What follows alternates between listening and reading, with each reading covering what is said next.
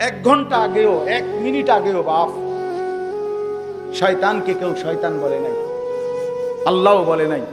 এর আগে তো তার পরিচয় ছিল সে ফেরেশতাদের শিক্ষক ছিল, কিন্তু যখন সে সেজদা করে নাই, একটা কি করে নাই, এই যেদিন থেকে, যেই মিনিট থেকে সেজদা করে নাই, কসম আল্লাহর, এরপর থেকেই তার পরিচয় হয়েছে শয়তান। এর আগে তারা শয়তান কইতো, শয়তান কয় কখন থেকে? সেজদা যখন ছেড়ে দিল। তাহলে যে সেজদা দেয় না সে শয়তান।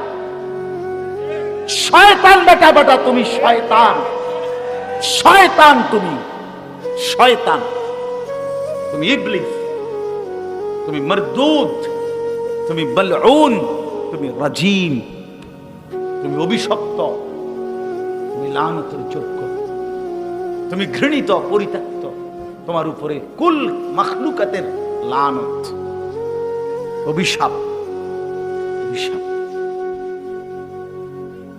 এজন্য আজকে যে ছেলেরা বসছেন, বাবারা বসছেন, পর্দার আড়ালের মায়েরা, বোনেরা বসছেন, যে শুনছেন আমার কথা, আল্লাহর দিকে ডাকলাম, আল্লাহর দিকে ফিরাবার চেষ্টা করলাম আপনাদেরকে। সেজদা করেন, আল্লাহর দিকে ফিরে আসেন।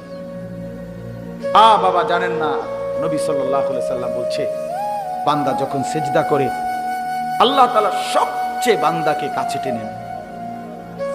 আকরাবু মা ইয়াকুনুল আবদু মির রাব্বিহি ওয়া হুয়া সাজিদ। নবীজি বলছে, বান্দা আল্লাহর সবচেয়ে ঘনিষ্ঠ হয় যখন সে সেজদা করে। আমার শায়েখ বলে, আল্লামা মুফতি মুশতাকুন নবী সাহেব হুজুর বলে, বান্দা যখন সেজদা করে আল্লাহ তখন পিঠে মাথায় হাত বুলায় দেয়, আল্লাহ আদর করে। আনিস আসছো না, আমার সেজদা দিলা না, মাশাআল্লাহ, হ্যাঁ মাথা উঠাও, বসো। তো বলো তো আর কিছু বলবানি? তো বান্দা বলে, আত্তাহিয়াতু লিল্লাহি ওয়াস সালাওয়াতু ওয়াত তাইয়্যিবাত।